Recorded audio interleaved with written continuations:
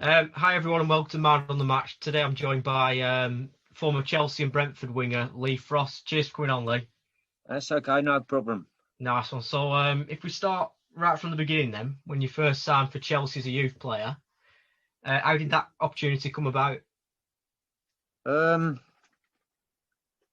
just started off obviously playing for the school and then the district and then the county, and was spotted by London scouts really. Trained at QPR, West Ham, Crystal Palace, different clubs, and being a lifelong, Chelsea supporter in those days, when they come in, there was no other place I was going. So I was lucky enough to be offered an apprenticeship there when I was still at school. So the last year at school was a bit of a blur. I was a star already. So the schoolwork went out the window. And yeah, just knew I was going to Chelsea for a year. So didn't have to concentrate on anything really. We were all going to be stars, as I said earlier.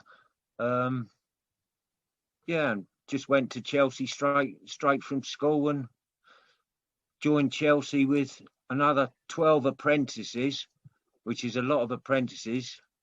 And there was, in them days, 50 professionals, which once again is a lot. Yeah. And out of the 12 apprentices, 8 of them have played for England schoolboys. I wasn't one of them. Done my year's apprenticeship there. And out of the 12 of us, they took 4 of us on professionally, which I was lucky enough to be one of them. And that's the start of the story, really. And were you a Chelsea fan are you a Chelsea fan as well? A Chelsea fan as well. Yeah, Yeah. one minute I was reading about them and idolising them, and the next minute I was training with them. It was surreal. But when you're younger, nothing was a problem. It all come natural. It's weird, and to this day I still look back at it and think, how weird it was. One minute you're idolising them in the paper and on the TV, and next minute you're cleaning their boots and socialising with them. Very, very weird. But as I say, I didn't feel in awe of them. It just came quite natural, really.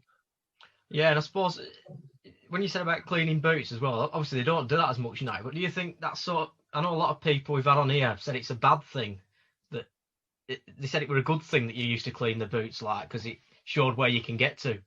Well, no, of course. In any walk of life, you got to start at the bottom, and cleaning boots was an honour. You had a couple of players whose boots you looked after. They were nominated for you. And you done your best job for them. It wasn't training boots, obviously it was match boots, but you Yeah. took pride.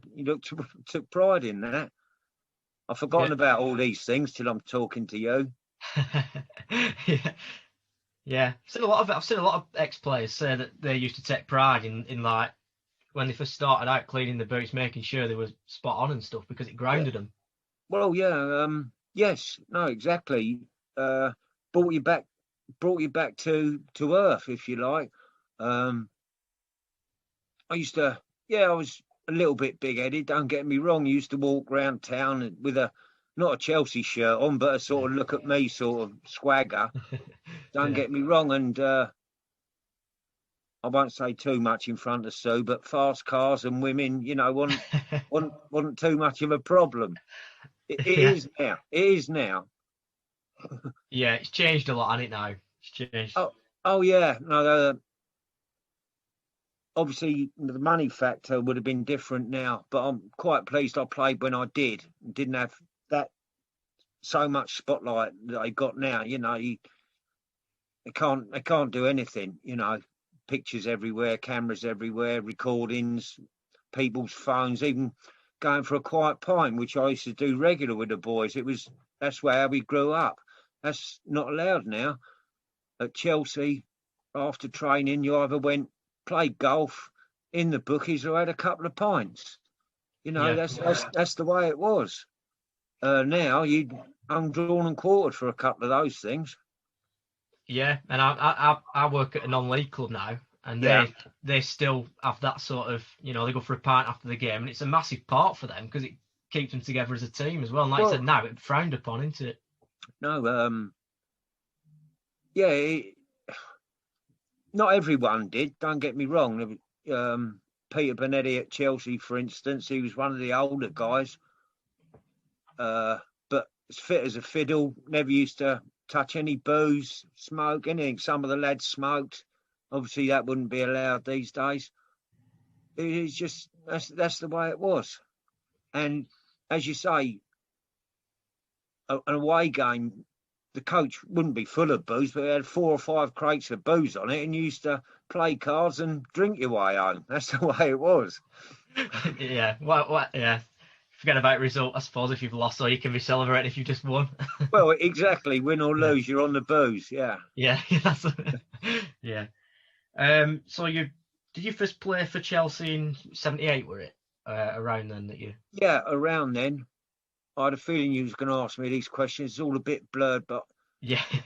no, I was born 57, so obviously 20 in 77. So it would have been around 76, 77, 78. I can't remember the exact date. And I think I made my debut, if I remember rightly, at Aston Villa away game, and they had a very good side then that just won the European Cup a couple of times, under Brian Clough. We got beat 2-0. I remember that. And members of my family being there, going up to Birmingham to watch me was obviously a big thing. Couldn't see him in the crowd. Don't put them dark glasses on and I'll recognise you. There's 50,000 people there. Yeah. But no, that was another experience that didn't come hard. It was just natural, Yeah. It just didn't come hard. I was there and ready for it, Yeah, and I'm just seeing you spot on with it as well. Yeah, I'm just seeing First Division, 2-0 at Villa. Yeah, that must have been a proud moment that then for you and your family, making your debut. Very much so, And as I say, they weren't a bad side, very good side. European Cup winners the year before or a couple of years previous. Yeah, a very, very proud moment. Yeah. And memories, once again, everyone as I keep saying, any walk of life's got memories, and nobody can take that away from you, Yeah, definitely. And talk about your first goal as well before we move on. Seeing here against Cardiff, your first goal for Chelsea. Yeah. I've got a great... Luckily, my ex-wife done all the cuttings from the papers. I wouldn't have bothered because it's one of those things you don't think your career's ever going to end. And obviously so grateful that she did. And I've got a great picture of... I can remember the goal vividly. Gary Johnson squared it to me on the edge of the box. The keeper was out. And all I had to do was hit the empty net, which I did with my left foot. Wasn't my natural foot, but I could kick with both feet. And it annoys me these days when players can't, but there you go. They're getting paid millions and millions and they can't even kick with their other foot, but won't go into that. And there's a picture that I've got of a ball boy standing behind me, obviously off the pitch. And he's just like gobsmacked because he can see what's going to happen, And it was the end of the world for him because it was at Cardiff and obviously he's a Cardiff boy. But yeah, that was a good experience. Yeah, easy goal. Didn't have anything to do except hit the empty net from edge of the box. But I've seen them miss these days. Yeah, like you say, a lot of them can't kick with both feet, can they? No. And it really annoys me. I was getting paid pennies compared to what they're getting paid, and it was trained into you. Or I was lucky enough to be natural with it, And I was a winger, and it annoys me now. Chelsea used to have Gronkia, natural winger, and he'd beat people for fun and get down to the byline and then kick the ball off behind the goal. And I'm thinking, you've done all the hard work. There's nothing easier than keeping the ball on the pitch. Why bother? Yeah, you see a lot of these wingers, don't you know, where they cut inside because they've only got one foot, so they have to cut him instead of just whipping it straight in. No, these days it's totally different. They're playing left footers on the right and right footers on the left, and they're crossing the ball from different angles to how we was just had it taught to us to get to the byline and pull it back. That was the most dangerous ball. Now it's not. Yeah, it can still be effective now though. I know Burnley. I'm a Burnley fan, and Burnley's got Dwight McNeil, young lad coming through, and he's very much like that. He'll run to the byline and whip it in. He don't do any. He's very old school winger, and he's good at it as well. Really good at it. The left-footed guy. Yeah. Oh yeah, no, they were. I think it was only a couple of days ago I was watching them, and the analysis said he doesn't even have to get past the player. He just knocks it half a yard, and then he can bend it round him. Yeah. He probably hasn't got that much pace, I don't know. That's his technique, but it's just as good as getting right past him and crossing it, isn't it? Oh yeah, he's brilliant. He's got a big future ahead, I think, McNeil. And I think some of the Burnley fans reckon he should be in the England setup. Is that true? Yeah, we might be a bit biased, but yeah. Who's interviewing who here? I know, yeah. Yeah, we've got onto. I always end up getting onto Burnley with these. That's okay. And you also got a hat trick, didn't you, in your time at Chelsea against Orient? I saw a picture actually I researched on Twitter. There were some Chelsea fans talking about you on there back in April, not this year now, of last year, and that picture on there of you with a match ball. Yeah, I've got that in my front room. Funny enough, very proud of that. Yeah, there was me and another chap, Clive Walker, up front. Both of us ever so quick, and they had big lumbering centre arse, blah blah blah. So all we was doing was just playing in behind them and running, simple as that. And scored a couple of goals. Me and Clive were both on 2 each. And I put the ball through to him, and he got clobbered, and it was a certain penalty. So while he was writhing around on the floor, I picked the ball up. I said, "Bye, that penalty's mine." I took the penalty against Mervyn Davies, an ex-West Ham goalie. Lucky enough, sent him the wrong way, and the rest is history, as they say. But my mum still got the match ball, which was signed by all the lads. It made the headlines of News of the World and those, Sunday papers, which once again, ever so proud of, but took it in my stride, if you like. That's just the way it was. But no, proud moment. The ball, as I say, still at my mum's on pride of place. The ink on the football's faded a bit now, but I'm sure I could get that back as and when, Yeah. Yeah, because it's no mean feat, isn't it? Scoring a hat-trick. Get some players who go for a whole career and don't get one. Well, I was thinking about that, especially these days. And from what I can gather, everyone who scored a hat-trick for Chelsea, they got balled, or used to have. I haven't seen it. I don't go anymore. Been invited occasionally, but I don't go. Prefer to watch it on the telly, but that's another thing. But there's a footballs in the foyer with your name on it if you've been lucky enough to score a hat-trick for them. And there must have been some fantastic players for Chelsea over the years that haven't done that. Yeah, definitely. The players they bought recently. Yeah, spent a fortune on. I bet all them haven't scored a hat-trick. No, and while we're on the subject, I'm a bit disillusioned with them this year. Spent all that money, and I know it takes time for teams to gel, no matter what sort of league you're in, but I expected them to be a bit better, put it that way. Yeah, agreed. Well, I had them as possible title challengers this season. Yeah. The last month has been disastrous.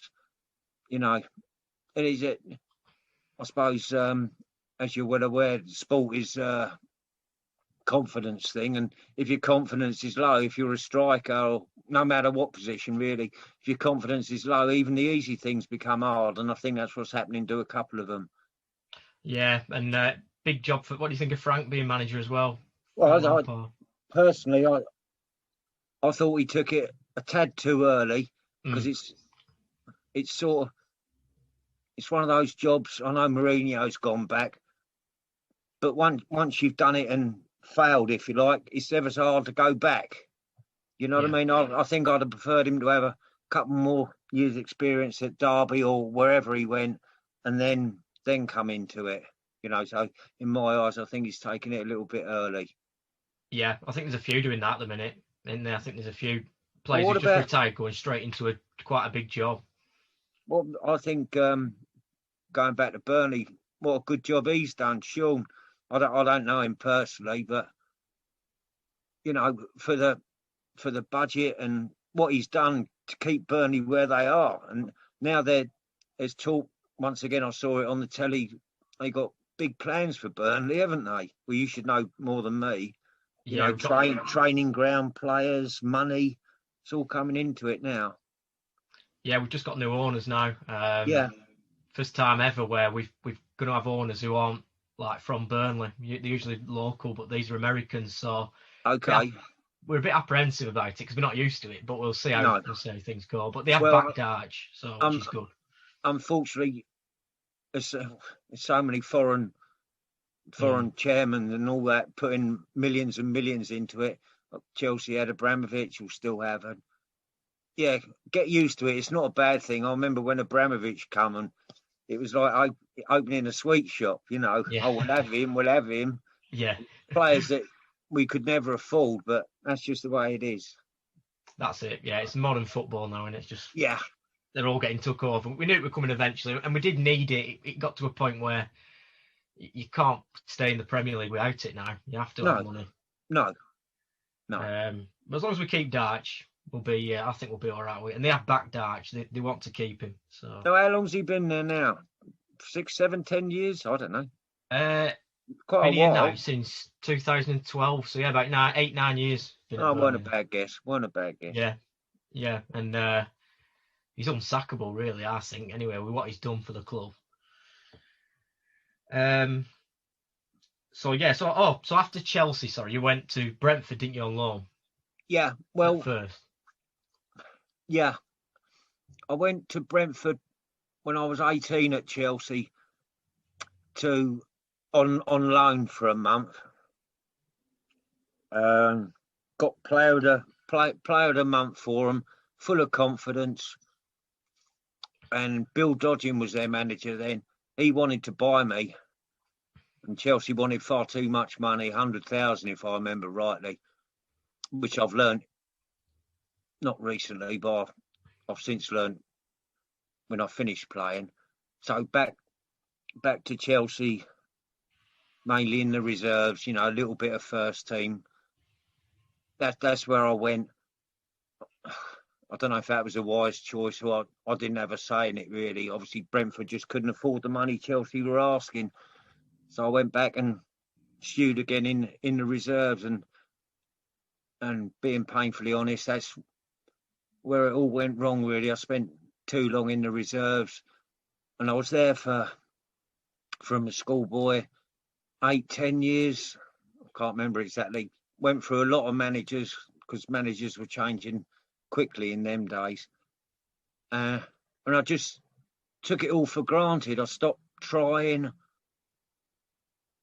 you know, stopped training properly. You just, when you're there, I don't know, just took it all for granted, you know, and you can't afford to do that. There's always youngsters. Every year there's younger players coming through the ranks, you know, and you got to be on top form to stay there, which I didn't. Hence the end of it, really. So do you think it could be something to do with the manager changes then? Why you? Oh, definitely. I was always a bit of a joker in the pack, and some of them saw the funny side of it, and others didn't. And then along come Sir Jeff, him and Bobby Gould, and I don't know how far this interview is going to go, but he was very straight, Jeff Hurst, and he couldn't see the funny side of me, and I couldn't see the funny side of him. Yeah. And when you fall out with a manager, whether you work in a corner shop or playing football, it's not a good idea.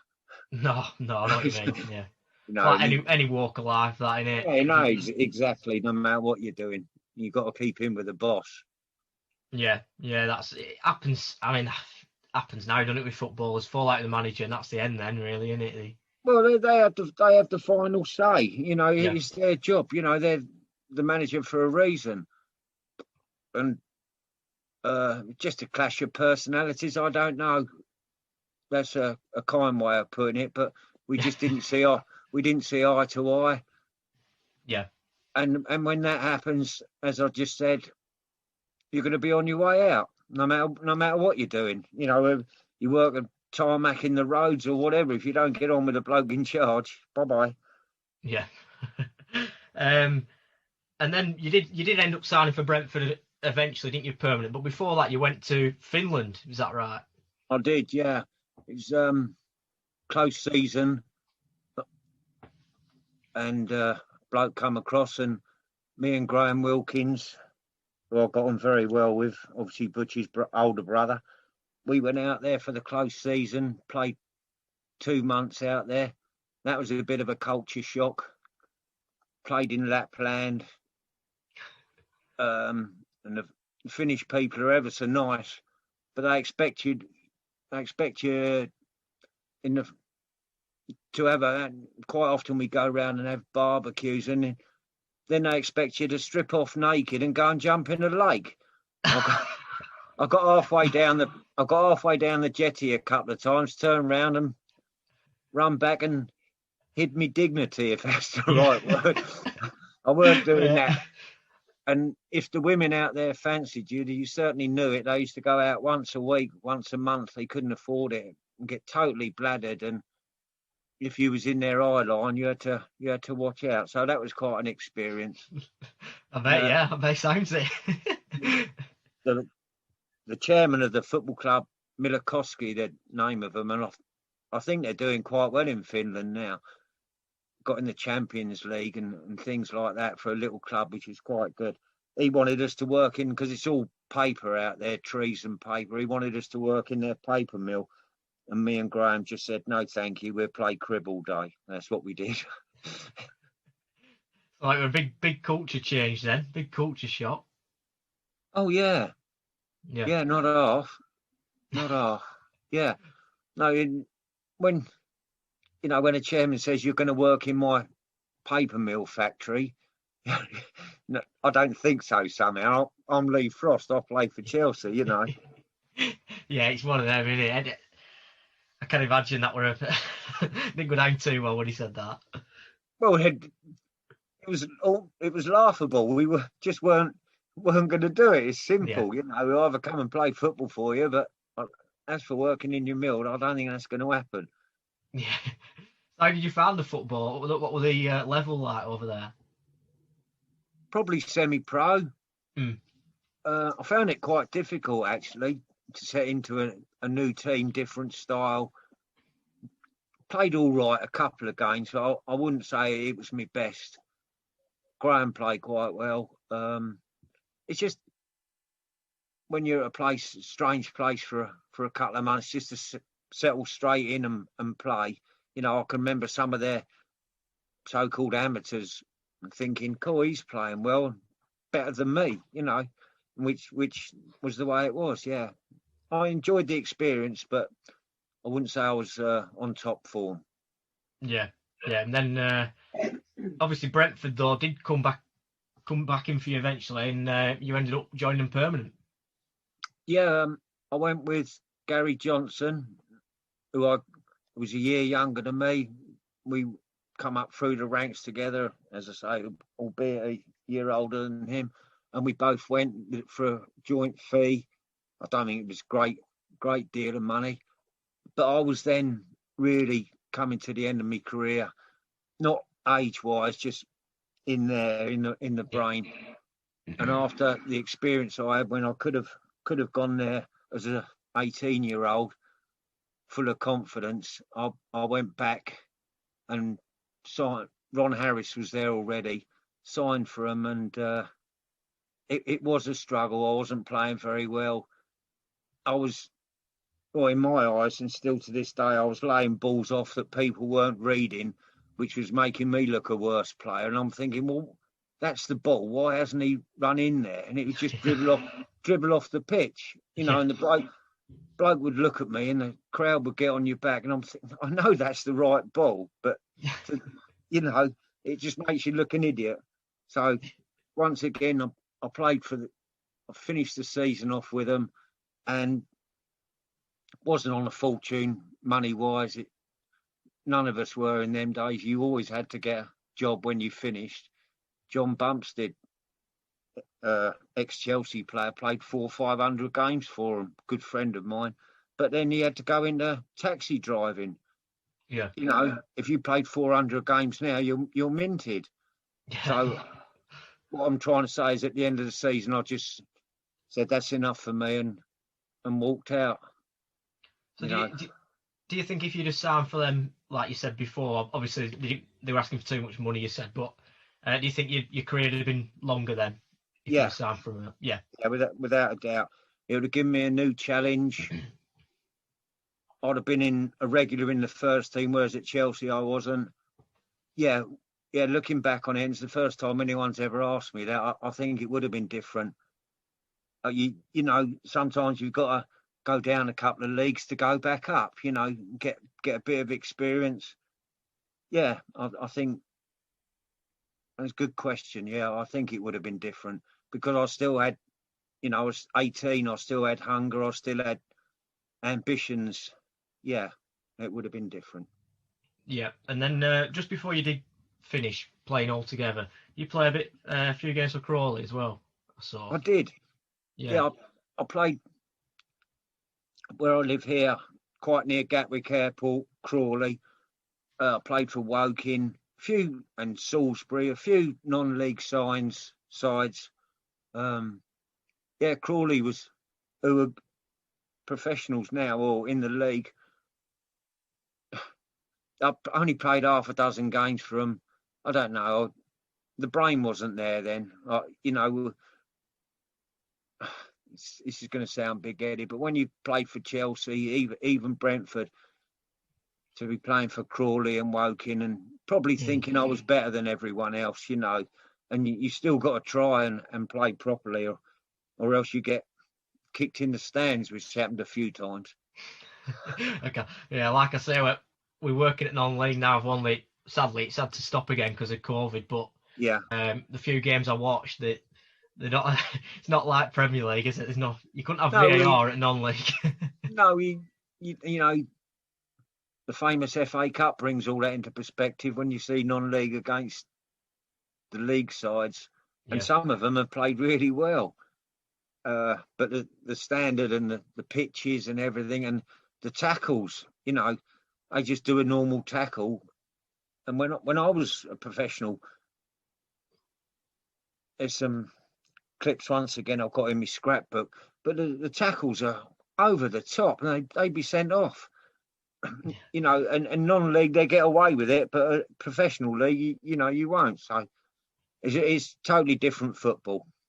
It is, isn't it? It's completely different. I've preferred it in a way. Well, no, if you get into it and that's your team, you get to know the team, get to know the players. I reckon it'd be better. Have a pint with them afterwards, whatever. But you know, in non-league, if you can kick the ball 50 yards, you're in. Yeah. especially for a fullback or something. Yeah, it has changed a bit these last few years. I know now that quality's got a lot better now at non-league recently. Because a lot of boys aren't making it professionally, and a lot of them have done their apprenticeships or whatever and not been taken on, unfortunately, and so they've got to drop down. And no, don't get me wrong, there's some blooming good footballers there. Yeah, there is. Yeah, there's some good, and like you said, as we've seen it, FA Cup, haven't they? Stockport only just lost to West Ham.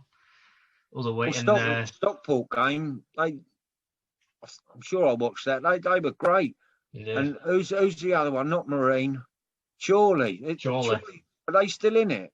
Yeah, they beat Derby, didn't they? Derby had to play the kids because of COVID, but yeah, they did. Yeah. Chorley are still in it. Can't remember who they got. Might be Wolves. Yeah, they have. Wolves, yeah. Yeah, no, good luck to them. Oh, I'd love them to do it. Yeah, I'd love them to carry on. It's good, isn't it, seeing a club like from non-league getting far in it. It seems to happen every year, and it's their year this year. Yeah, there's always one, isn't there? There's always one team that... It seems to be, yeah. Goes quite far with it. So we've talked a bit about, in terms of the youth system as well with Chelsea, there's obviously that's come under criticism a lot, and in recent years in terms of, there's been like I think they once had about 30, didn't they, on loan at different clubs. Do you Well, think that's a problem still with like the youth system there? I think they probably have. Just taking my team, Chelsea, for instance, I'm sure it happens with other big clubs, but they probably got more players on loan than you realise. You know, sometimes you'll be watching a match or read up about a match. Oh, and he's on loan from Chelsea. Oh, this one's on loan. You know, some even abroad. You never heard of them. Yeah. And so I don't know so much about the youth system, but they've got to play football. You're only young ones, you know, they've got to play football. But I don't know. I think maybe they should sell them on rather than loan them, because are they ever going to come back and play in whoever's first team? Probably not. You know, so just sell them on and let them get their roots there and play football. Yeah, I'm with you on that one. I think these big clubs, they've got too many youth players to, like you said, they've got like 5 or 6 in each position, so they're nowhere near guaranteed that they're going to ever get a game. Well, when you say youth players, that goes up to the age of 21 now. Yeah. You know, he's a man, a bloke at 21. Let him go and play and build friendship with other people and have a club to himself, you know, rather than belong to Chelsea, who he's probably never ever going to play for. Just using Chelsea as for instance. Yeah, because it's like you said, it's all the same now, isn't it? Them top clubs, they've all got.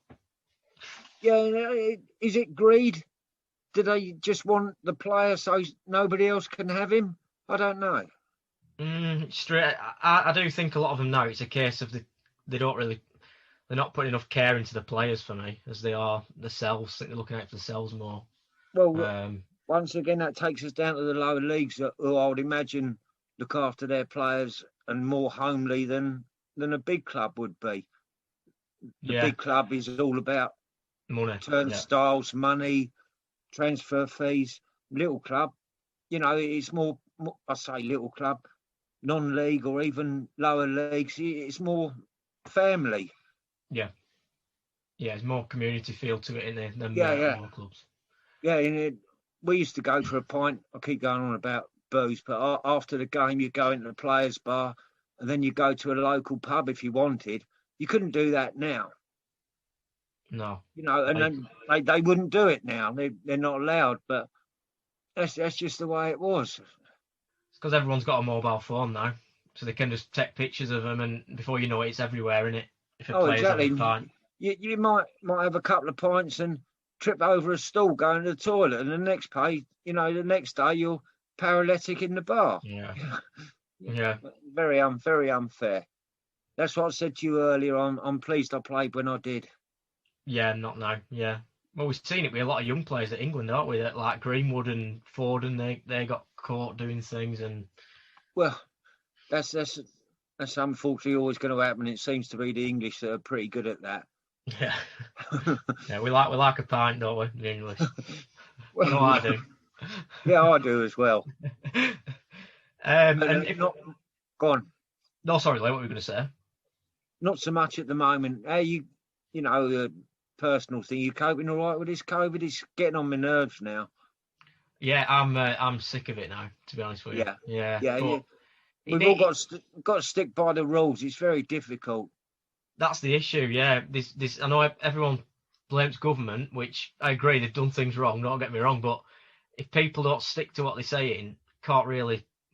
We've all got to do it together, haven't we? We're all going to be in it together. Totally agree, and certainly not politically minded, but anyone that's in power at the moment with this COVID, they're on a hiding to nothing. You know what I mean? Because we've never seen it before. So whatever decisions they make, some are going to be right, some are going to be wrong.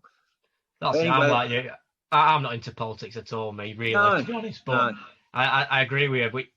People need to just start abiding. But the quicker we abide by the rules, the quicker we can get out of this. Hopefully, yeah. Hopefully. Getting fed up with it. And just I wouldn't go for a pint every day, but just the fact I can't go down the pub and have a chat with my mates and have a pint and come home. When you can't do something, it's worse, isn't it? Oh yeah, definitely. Yeah, we've got a pub just round the corner, and I keep speaking to them, asking if they've any ideas where when they're about to reopen. But they're open for May, I believe. But okay, it's hard to say, innit? Yeah. Every day it's changing. It Right. is, yeah. And well, we're on Brentford as well. Do you still keep up with them at the minute? Where they're quite a good team, aren't they, Brentford? They just got a new ground, just built a new ground, which is about half a mile from their old ground. And their old ground, Griffin Park, had a pub on every corner of the stand, a Yeah, pub. You know what I mean? yeah, Which is unbelievable. yeah. Anyway, they're in the championship and doing quite well. I think they're still in the FA Cup. I think, but Yeah, I think they are. I think they are. Chelsea are my main team. Obviously, feel a little bit for Brentford, but I, you know, as I get older and football changes, there's so many players now just once again just falling over the ball, which and feigning injury annoys me again. If you did that, if I ever did that when I was growing up, you get mullered by your own teammates. You couldn't show any fear, if you got clobbered in a foul, the first one the defender used to have for free, used to get kicked up in the air. You just stand up, your leg would probably be hanging off or something, but you wouldn't show him any fear. And if you did feign an injury, the tough guys in your team, which every team had two or three that looked after themselves, they'd be on your case, mate. And I think you'd have a bloody nose at half time. Yeah, well, my dad stopped going on with me a few years back because he was sick of that. He was sick of players falling over and. Well, it's just not the same game. It's quite simple. It's not the same game. Yeah, he stopped. In fact, my dad used to go and watch Chelsea when he was younger. Probably around the time you were playing. From Burnley. Yeah, from Burnley. There's quite a few actually. Yeah, his mate still goes every week, but he took me to go and watch Burnley when I was young, so that's why I'm Burnley. I think he tried with Chelsea because I remember I do have a Chelsea kit from when I was about 6, so I think he tried a little bit. He reckons he's a Burnley fan now, but I bought my son one, and that God knows what happened to that, but he's Man United now. But I won't mention that. But going back to Burnley, there's a lot of coaches from London that go up every week to your club. It's amazing. London Clarets, yeah, I've got yeah. Yeah, and there's a big Chelsea in Burnley. It's strange, isn't it? But yeah, it is strange. There is a big. I know a lot of my dad's mates who used to go with. They still go and watch Chelsea everywhere now. Well, obviously Cards at the minute, but you know what I mean. They go and watch him everywhere. And he reckons he's not. He reckons he's a Burnley fan, but you should see him when Chelsea score. So that's all I'll say. Okay.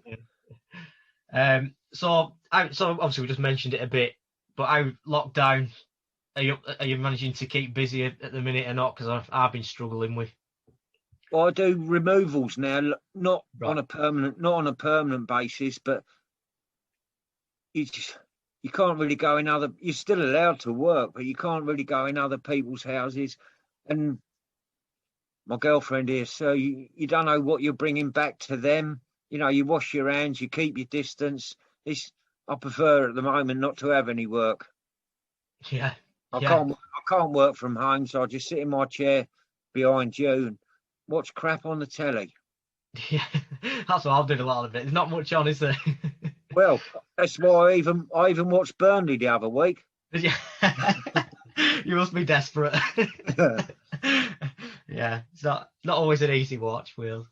No. But yeah, no, I'm the same as you at the minute. I'm just watching the football. It's a good game on later today. Liverpool play Man U, aren't they, later? So yeah, well that'll all be Sky. I've only got BT here, which I get a lot of sport on that, so I'm quite happy with that. But it's as I'm getting older, and we spoke about this earlier, it's not the be all and end all. Before, if Chelsea ever lost, it would ruin my weekend. Yeah, it doesn't anymore. Yeah, I think a lot of people like I say, especially around my dad's age. The older people, yeah. Yeah, to be honest, it even annoys me sometimes now because even though I'm only 23 now, it has even changed over the last 10 years. I think when I first started going on, a foul weren't a foul then that it is now. Yeah. No, it's just totally different. It's talk about a no contact sport. That's what it's getting like. Yeah, it is. And it more or less is now. Yeah, More or less. yeah. And they're so clever now. They just go out, you just got to lean on somebody, and over he goes. You know, and feigning injury. You watch on the telly. You watch some bloke go over. You'd hear a great big yelp. It'd be the end of the world. And then the next shot, he's running round like a blue-ass fly. Yeah. You know, nothing wrong with him. Yeah, that's it. Yeah. It just annoys me. He's more or less trying to get the opposition in trouble by not playing properly. Well, But they're all doing it. yeah, some of them even make card signs, don't they, to ref to try and get another player booked. Yeah, that annoys me more than anything. Yeah, so wrong. Yeah. Yeah. And before we finish, then, shall we? I talk about this on podcasts a lot. What's your thoughts on VAR? Oh, I haven't thought of that one.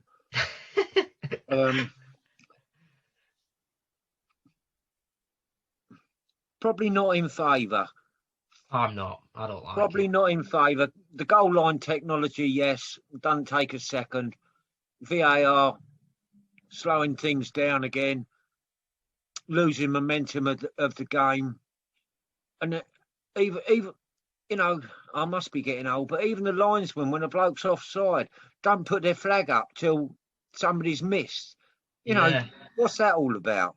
That's a recent one, isn't it, this season Yeah, for some reason? but the poor old linesman's got to run 40 yards, and then the play goes on for another 10 seconds, then he holds his flag up. Yeah. Poor bloke, he probably wanted to hold it up, save himself running down the pitch. No, yeah. VAR, I think it's causing, we all know it's going to have teething trouble, but it's causing more problems than it's worth. Both teams are in the same boat with or without it, so I think I prefer them to be in the same boat without it. Yeah, I agree. The goal line technology, it's either in or it's not. There's no doubt, is there? Whereas we have other things, there's too much doubt in it. But you see the balls now when they freeze frame it, and it might be, 10 centimetres over the line. Absolutely amazing.